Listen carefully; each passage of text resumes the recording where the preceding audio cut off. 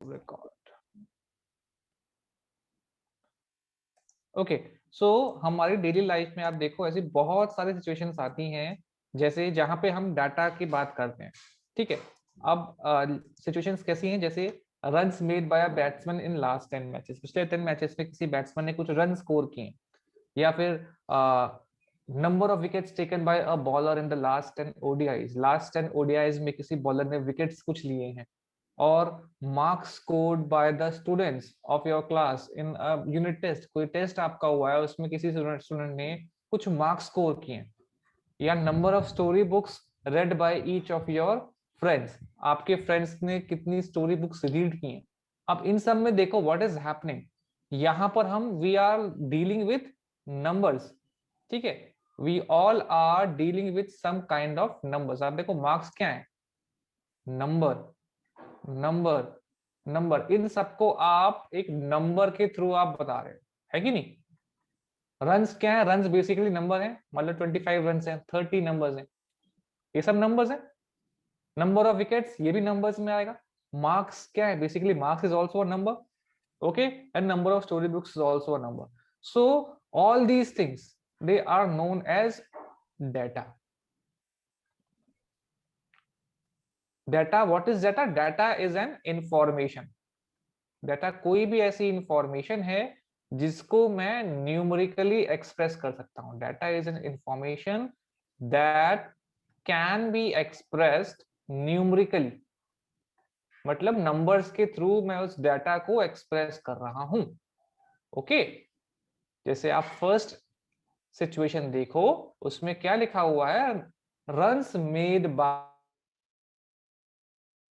Matches, पिछले 10 matches से किसी बैट्समैन ने कुछ रन स्कोर किए होंगे, फॉर एग्जांपल 10, 15, 0, 20, 25, चलो 5 मैचेस का लेते हैं, उसने कुछ रन्स लिए हैं, तो ये सब क्या है, डेटा है।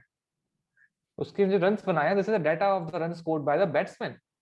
ओके, इस चैप्टर में हम क्या करेंगे, we will learn the handling of data. ये हम 6 में भी पढ़ते आए हैं, 7th में भी पढ़ते आए हैं। तो डाटा हैंडलिंग में हम क्या करते हैं, हम कुछ प्रोसेस करते हैं। सबसे पहले हम करते हैं डाटा कलेक्शन। कोई भी इंफॉर्मेशन है उसको हम कलेक्ट करते हैं, जैसे किसी बैट्समैन के रन है, तो कैसे कलेक्ट करेंगे, उसका स्कोर कार्ड है वो हम इकट्ठा करेंगे, स्कोर कार्ड से उसके जितने भी रन उसने बनाए हैं, will collect all those things. ठीक है, फिर उसको हम क्या करेंगे, डाटा को कलेक्ट करने के बाद डाटा को हम अरेंज करेंगे। ओके, उसको टेबुलर फॉर्म में हम उसको अरेंज करें, डाटा कलेक्शन उसको, ठीक है, टेबल्स में अरेंज करेंगे सिस्टमैटिकली, फ्रीक्वेंसी बार लगाएंगे, और उसको करने के बाद हम डाटा को रिप्रेजेंट करेंगे पिक्टोग्राफ में, बार ग्राफ की फॉर्म में, ठीक है, या डबल बार ग्राफ हो गया, पाई चार्ट हो गया, ताकि अपने वो क्लियरली हो जाए। और ये सब जब हो जाएगा तो लास्ट में हम करते हैं डाटा एनालिसिस, जो भी हमें डाटा को रिप्रेजेंट किया है उसका एनालिसिस करेंगे। तो ये हम इसलिए करते हैं ताकि जब बहुत सारा डाटा हमारे पास होता है तो उससे हम कैसे कम समय में इफेक्टिवली उस डाटा से मीनिंगफुल हम रिजल्ट निकाल सकें। ओके, तो ये सभी जो ऊपर इंफॉर्मेशन दी गई है, ऑल दीज इंफॉर्मेशन, ये सब डाटा बोलते हैं, all these information are known as data. Okay, और किसी भी सिचुएशन के अकॉर्डिंग, कैसी भी सिचुएशन है, हम उस डाटा को सिस्टमेटिकली ऑर्गेनाइज करते हैं। ऑर्गेनाइज में मतलब है कि इसको हम अरेंज टेबल से, फॉर एग्जांपल मैंने किसी बैट्समैन ने कुछ रन्स बनाए हैं तो उसको मैंने टेबल्स में अरेंज कर लिया। ठीक है, first match, second match, third match, first match में इतने बनाए, सेकंड मैच में इतने बनाए, तो टेबल में अरेंज कर रहा हूँ, इसको मैं बोलता हूँ डाटा ऑर्गेनाइजेशन। ठीक है, फ्रीक्वेंसी चार्ट के साथ मैंने उसको ऑर्गेनाइज किया। ठीक है, once I had collected data, मैंने डाटा को ऑर्गेनाइज किया, राइट। सो ये हम कर रहे हैं ताकि, और क्यों सिस्टमेटिकली कर रहे हैं, सिस्टमेटिकली मतलब रैंडमली नहीं, लेकिन सीक्वेंस में, ताकि अपने को क्लियर हो सके व्हाट इज, जिस पर्पस के लिए हम कर रहे हैं, ताकि हमारा मीनिंगफुल आउटकम आ सके, मीनिंगफुल जो हम जाना चाहते हैं वो अपने को कम समय में एग्जैक्ट मतलब हम निकाल सकें उस डाटा से। ठीक है, for example if I want to know the average weight of all the students, अब मैं किसी अपनी क्लास के सभी बच्चों का एवरेज वेट निकालना चाहता हूँ, तो सबसे पहले मैं क्या करूंगा, सभी बच्चों का वेट लिखूंगा, सभी बच्चों का वेट लिखूंगा एक साथ कलेक्ट। तो ये क्या हो रहा है, इसको डाटा कलेक्शन बोल रहा हूँ, मैंने डाटा कलेक्ट किया, हर बच्चे का वेट लिखा। वो वेट क्या है, that weight is an information and information is a data. हर बच्चे का मैंने वेट को कलेक्ट किया, ठीक है, रिकॉर्ड किया। उसके बाद मैं उस डाटा को अरेंज करूंगा ना, कि मैंने सबका कैसे अरेंज करूंगा, रोल नंबर वाइज अरेंज कर सकता हूँ या लोवेस्ट टू हाईएस्ट अरेंज कर सकता हूँ। तो सिस्टमैटिकली अरेंज का मतलब ये होता है, ठीक है, systematically arrangement mean this thing, right. So now let us try to move ahead.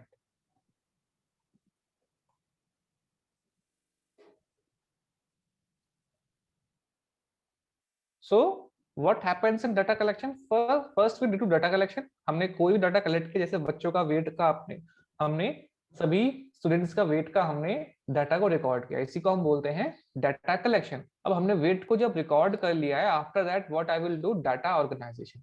मैंने उनके सिस्टमैटिकली उनको अरेंज कर लिया है, ठीक है। जैसे रोल नंबर वाइज मैंने अरेंज किया, या अल्फाबेटिकली अरेंज कर लिया, या लोवेस्ट टू हाईएस्ट अरेंज कर लिया, या गर्ल्स का अलग अरेंज कर लिया, बॉयज का अलग कर लिया arrange. Okay, this is data organisation. Then after that data representation. उस डाटा को मैं रिप्रेजेंट करूंगा। रिप्रेजेंटेशन में क्या करना है, पिक्टोरियली, ठीक है, मतलब पिक्टोग्राफ से, बार ग्राफ से, इन सब की हेल्प से उस डाटा को मैं रिप्रेजेंट कर रहा हूं। I am representing that data. Okay, bar graph हो गया, पाई चार्ट हो गया। ओके, सो दैट वो जो नंबर्स है मुझे क्लियरली विजिबल हो जाए और मैं अच्छे से डाटा को एनालिसिस कर सकूं।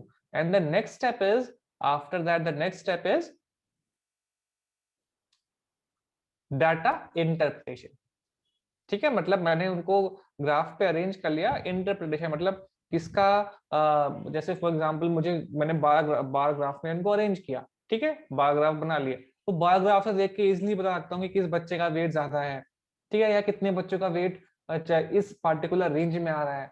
ये होता है डाटा इंटरप्रिटेशन, ठीक है। डाटा ऑर्गेनाइजेशन में हम जो भी डाटा हमने कलेक्ट किया उसको सिस्टेमेटिकली ऑर्गेनाइज करते हैं। सिस्टेमेटिकली मींस उसको हम एक पार्टिकुलर ऑर्डर में अरेंज करते हैं, ठीक है। सिस्टेमेटिकली ऑर्गेनाइजिंग, ठीक है। जैसे अगर मैं फिर से समझाऊं, वेट ऑफ स्टूडेंट्स था, तो बच्चों का मैंने वेट, आपने अपने फ्रेंड्स का सबका वेट कलेक्ट कर लिया, तो आप कैसे उसका मतलब निकालोगे किसका वेट ज्यादा किसका वेट कम है? तो आप चाहते हो या तो आप उनको असेंडिंग या डिसेंडिंग ऑर्डर में लगा दो, है कि नहीं, या उनको आप रोल नंबर वाइज लगा दो, ताकि आपको इजिली असेसमेंट आप आसानी से आप कर सको, ठीक है। ये हम करते हैं डाटा ऑर्गेनाइजेशन में, right. So this is all about data handling, this is a basic introduction. Now next, visual representation of data. अभी प्रीवियस स्टेप में देखा था कि सबसे पहले हम डाटा को कलेक्ट करते हैं, फिर इस डाटा को ऑर्गेनाइज करते हैं। Basically organise here means we are organising them in the tabular form. Okay, now और डाटा को जब हमने ऑर्गेनाइज कर लिया, टेबल में हमने उसको ऑर्गेनाइज कर लिया, लिख लिया, उसके बाद हम उसको विजुअली रिप्रेजेंट करेंगे, मींस पिक्टोग्राफ की हेल्प से, बार ग्राफ्स की हेल्प से। मतलब विजुअल मींस चीज देख के ही अपने को मालूम पड़ जाए कि हाँ ये डाटा का जो ग्रुप है ये ज्यादा है ये कम है। It becomes easier for us to understand, right. So data को हम ग्राफिकली बना सकते हैं, पिक्चर की हेल्प से बना सकते हैं, ताकि अपने को क्लियर इंफॉर्मेशन मिल जाए। We get a clear information of what is given in the data, ठीक है। बहुत सारे मेथड्स थे और जो हमने 6th और 7th में देखे थे, फर्स्ट वन वाज पिक्टोग्राफ, ठीक है, डाटा को हमने पिक्चर की हेल्प से दिखाया। देन बार ग्राफ था और डबल बार ग्राफ था। ये तीन हम 7th क्लास में पढ़ चुके हैं, ठीक है। इसके बाद हम इस बार और क्या पढ़ेंगे, इन तीनों कॉन्सेप्ट को रिवाइज करेंगे, तीनों मेथड्स को। और ये करने के बाद फिर हम पढ़ेंगे पाई चार्ट के बारे में या सर्कल चार्ट के बारे में पढ़ेंगे। ओके, सो सबसे पहले पिक्टोग्राफ के बारे में देखते हैं। Pictograph means graph of picture. Picture की हेल्प से हमने ग्राफ बना रहे हैं, एक सिंबल दिखा दे रहे हैं, ठीक है, एक सिंबल की हेल्प से, और वो सिंबल किसी नंबर को रिप्रेजेंट कर रहा है। That symbol is representing a particular number, right?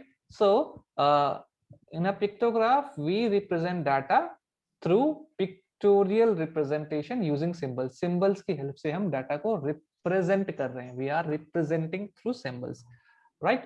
So for example, अब देखो, look at this table. अभी हमने डाटा को ऑर्गेनाइज कर दिया है। सिंबल यहाँ पे आपको फर्स्ट कॉलम में you will see in the first column months are written, जुलाई, अगस्त, सितंबर। अब कुछ अपने को टेबल देख के ही we can understand what kind of information is given. और यहाँ पे कुछ सिंबल्स दिख रहे हैं, हर कॉलम के कॉरेस्पॉन्डिंग कॉलम में, सेकंड कॉलम में we are getting some symbols. Okay, these are some symbols. और वो सिंबल क्या है, कार का है, और एक कार का सिंबल बता रहा है 100 cars, one symbol is representing 100 cars. So जुलाई के मंथ में we can see 2.5 symbols are there. It means 250 cars. ठीक है, ये half of 50 डिनोट कर रहा है. अगस्त के मंथ में we are having 3 symbols, it means 300 cars. सितंबर में there are 4 symbols, so it will mean 400 cars. Okay, so आपने वो कुछ भी इंफॉर्मेशन नहीं दिया, बस एक टेबल दिया था पिक्टोग्राफ, उससे हमने क्लियरली सारा इंफॉर्मेशन निकाल लिया. ठीक है, without any hassle. Okay, so this is the use of these graphs, इसीलिए हम इनको पढ़ते हैं. Okay, next is a bar graph. अब ये हम ग्राफ बनाते हैं, ठीक है, बार्स की हेल्प से. बार्स क्या है, यूनिफॉर्म विड्थ के रेक्टेंगल्स टाइप के होते हैं ना, those are known as bar graph. ठीक है, so it is a display of information using bars of uniform width. ये हम कुछ बार्स बनाते थे ना रेक्टेंगल शेप के, इनको हम बार्स बोलते हैं. These are known as the bars. और इनकी विड्थ मींस दिस, जो ब्रेड्थ है ये यूनिफॉर्म होनी चाहिए. अगर एक बॉक्स को इस विड्थ ने किया एक स्क्वायर ने, तो यहाँ भी एक स्क्वायर का ही होना चाहिए, नहीं कि एक स्क्वायर से ज्यादा का आपने कर दिया. यूनिफॉर्म विड्थ होना चाहिए, straight, right. And heights being proportional to their respective values. तो यहाँ पर कुछ वैल्यूज लिखते थे हम, यहाँ भी लिख सकते हैं, यहाँ भी लिख सकते हैं, डिपेंड्स ऑन अस. ठीक है, तो उसके अकॉर्डिंग होना चाहिए.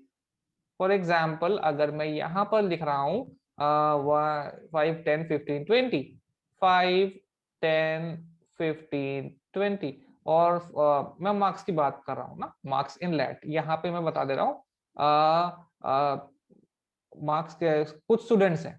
ठीक है, यहाँ पे ये आपका जो आपकी वर्टिकल लाइन है वो मार्क्स बता रही है, और हॉरिजॉन्टल लाइन स्टूडेंट बता रहे हैं. मान लो 3 स्टूडेंट है, स्टूडेंट ए, स्टूडेंट बी, स्टूडेंट सी. मुझे सिंपल देखना है, और स्टूडेंट ए ने 10 मार्क्स स्कोर किए हैं, तो प्रोपोर्शनली मैंने यहाँ पे दिखा दिया सिंबल्स के थ्रू.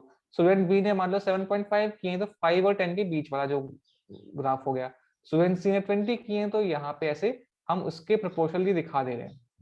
ठीक है, तो ये मतलब है रिस्पेक्टिव वैल्यूज को हमने प्रोपोर्शनली उनको ड्रॉ किया है, राइट. सो यही बार ग्राफ में होता है. So this is a graph. अब इस ग्राफ को देखो, कोई इंफॉर्मेशन नहीं दिया, सिर्फ ग्राफ को देख के व्हाट वी कैन सी कि जो आपकी वर्टिकल लाइन है, वर्टिकल लाइन पे क्या इंफॉर्मेशन दी गई है. On the vertical line, number of students in class 8. Class 8 में कितने स्टूडेंट्स है, ये आपको वर्टिकल लाइन में दिया गया है. ओके, और हॉरिजॉन्टल लाइन, ये वाली जो लाइन होती है this known as the horizontal line, यहाँ पर एकेडमिक ईयर्स दिए गए हैं. ठीक है, 2003, 2004, 2005, 2004, 5, 2005, 6, 2006, 7. और इसमें कितने स्टूडेंट्स क्लास 8 में थे. अब 2003, 4 में 100 स्टूडेंट्स थे, 2004, 5 में 200 स्टूडेंट्स थे, 2005, 6 में 250 थे. तो इसको देख के ना, ग्राफ देख के अपने एक आइडिया लग रहा है कि बच्चे बढ़ रहे हैं हर साल 8 क्लास में, they are increasing each year. तो जब भी आपको ग्राफ बनाना होगा, तो आपको दो चीजों का ध्यान रखना है. एक तो आपको स्केल का, क्या स्केल लेना है यहाँ पे ग्राफ बनाते टाइम, राइट. दूसरा, आपको जब आप ग्राफ बनाएंगे तो आपको ये जो इन्फॉर्मेशन, जैसे नंबर ऑफ स्टूडेंट्स कहाँ ले रहे हैं, उसका ध्यान रखना है. जैसे यहाँ पे एकेडमिक ईयर्स आपने ये लिखा, तो ये भी मेंशन करो एकेडमिक ईयर्स. और यार number of students in class 8 ये भी मेंशन करना है आपको. नंबर तो करने ही करने हैं, ये भी मेंशन करना जरूरी है, सो दैट आपका ग्राफ में कंप्लीट इंफॉर्मेशन हो, किसी भी एडिशनल हेल्प की जरूरत ना हो. ग्राफ को देख के ही अपने को आइडिया लग जाए कि what kind of information is being provided here, right. This is the basic purpose of the graph. Okay, so अब देखो, एक तो स्केल, ऐसे स्केल यहाँ पर क्या लिया गया, स्केल अपने को अपने ग्राफ पेपर के अकॉर्डिंग लिया है. जैसे यहाँ पे स्केल क्या लिया है, 1 unit is equal to 50 students. यहाँ पर this is a scale, 1 unit is equal to 50 students. This is a scale which is being taken here, right. ये स्केल लिया गया है, ठीक है. और यहाँ पे रिप्रेजेंट किया गया बॉक्स के थ्रू, यहाँ एक स्क्वायर जो भी है. 1 यूनिट का मतलब होता है 1 स्क्वायर, जो आपका ग्राफ पेपर का एक स्क्वायर है ना, उसको हम एज अ 1 यूनिट लेते हैं. ओके, आप चाहो तो 2 स्क्वायर से भी ले सकते हो, लेकिन फिर आपको यूनिफॉर्म रखना है. एक बार आपने जो ले लिया है, वो पूरे ग्राफ में आपको यूनिफॉर्मली रखना है. Okay, so now let us move on to bar heights give the quantity for each category. ये जो बार की हाइट्स हैं, ये हर कैटेगरी की क्वांटिटी के बारे में बता रही है. They are telling us about the quantity of each category. Okay, and bars of equal width with equal gaps in between. देखो इनके बीच में इक्वल गैप्स होना चाहिए, जितने बार्स हैं एक तो इक्वल विड्थ हो, यूनिफॉर्म विड्थ हो, इनके बीच में गैप देखो इट शुड बी इक्वल। ठीक है, अगर आप 1 स्क्वायर ले तो शुरुआत से ही 1 स्क्वायर होना चाहिए, राइट। सो अब ये अपने को ट्राई दीज क्वेश्चन है, we have to draw a graph. ठीक है, अपने को एक ग्राफ बनाना है इस केस में। So how will we draw the graph in this case? तो सबसे पहले तो अपने को स्केल लेना है।